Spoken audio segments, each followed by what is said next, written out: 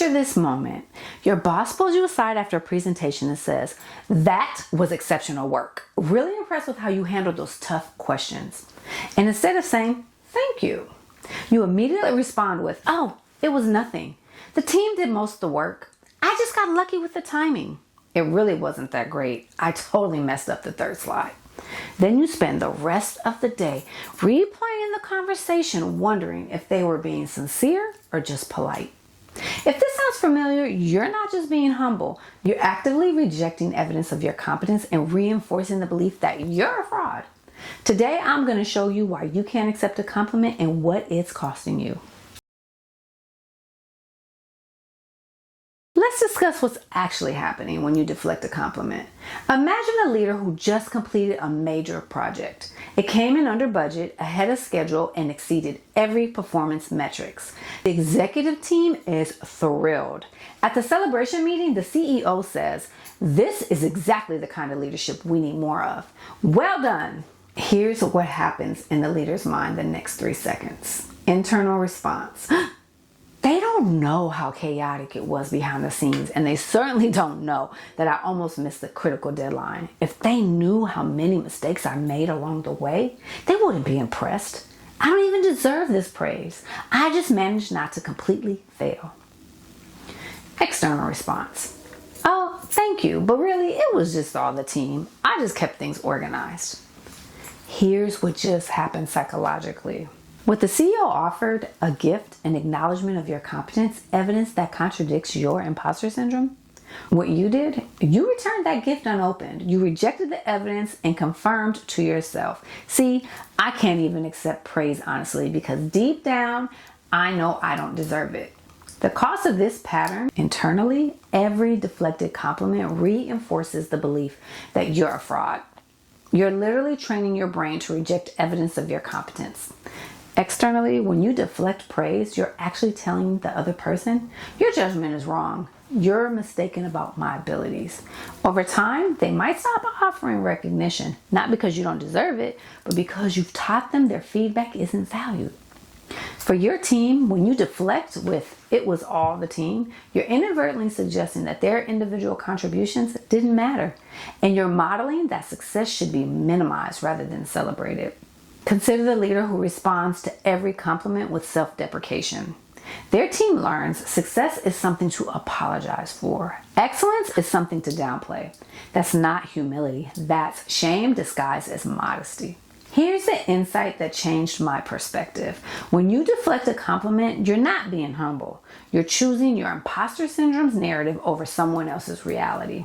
Think about what you're actually saying when you deflect. When someone says, "You did great work," you're essentially responding, "You're wrong. Your perception isn't accurate. I know the truth about myself better than you do." But here's the question. What if their perception is more accurate than yours? What if your imposter syndrome is the distortion, not their compliment? This connects directly to the Know Your Worth pillar of my framework for connected leadership. When you don't know your worth, when you believe your value is determined by your performance and validated by others, compliments become threats rather than gifts. They're threats because if you accept them, you'll have higher expectations to meet next time. If you believe them, you might get comfortable and slip. If others see you accepting praise, they may think you're arrogant. If you internalize the success, you'll have further to fall when you inevitably fail. So you reject the compliment to protect yourself from future disappointment. But here's what actually happens. You create a reality where no amount of success will ever feel real. Picture a leader with a full wall of awards. They've been promoted 5 times. They've led teams to record-breaking results, and they still feel like a fraud. Why? Because they spent years deflecting every piece of evidence that they're competent. They've trained their brain to dismiss success as luck, timing, or other people's work. This creates a devastating pattern. You achieve something significant, receive recognition, deflect the recognition, continue believing you're inadequate, work even harder to prove yourself.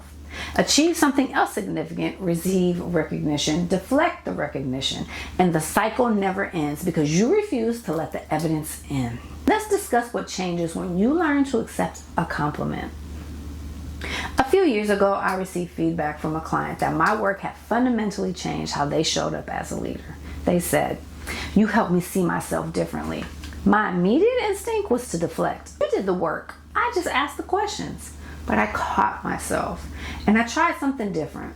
I paused and took a breath. I said, "Thank you. That means a lot to me. I'm grateful that I could be a part of your journey." Here's what happened in that moment. I let the compliment in. I didn't inflate it. I didn't make it about my ego. I simply received the information about the value I provided. That shift from deflecting to receiving did something profound. It gave my brain permission to update its assessment of my competence. It allowed me to see myself through someone else's less distorted lens, and it honored their experience rather than dismissing it. Here's the truth most leaders don't realize. Accepting a compliment isn't arrogance, it's accuracy. When you say thank you without deflecting, you're not claiming to be perfect. You're simply acknowledging, in this moment, my work created value. And that's a data point about my competence. You're not saying you're the best. You're saying you're capable. Deflecting equates to, I reject this evidence. It reinforces imposter syndrome. It trains your brain to dismiss competence.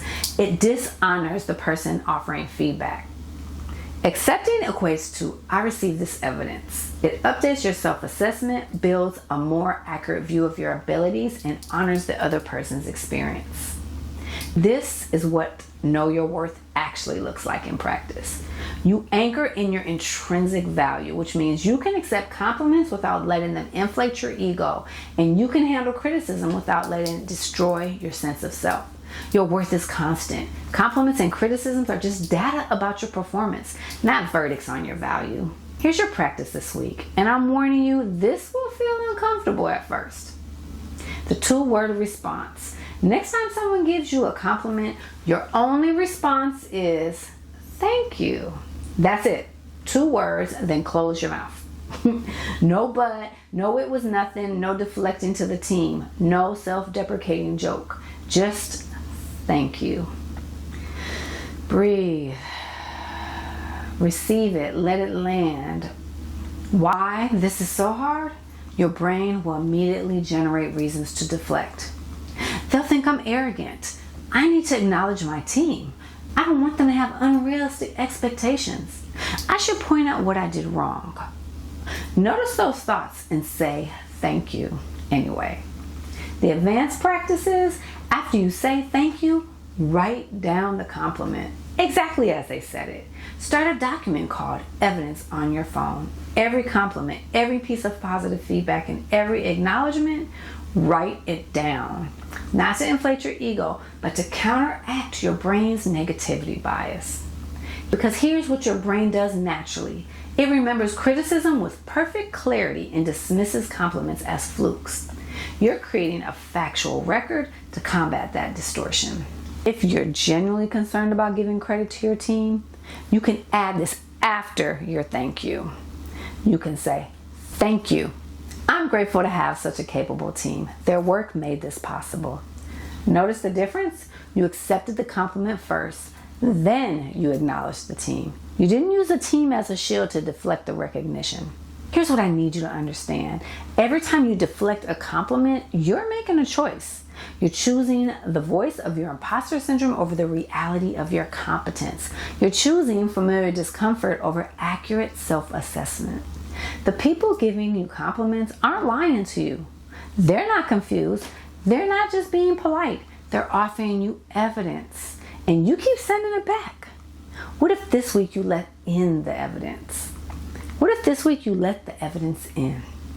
What if you trusted someone else's perception of your value more than your imposter syndrome's narrative?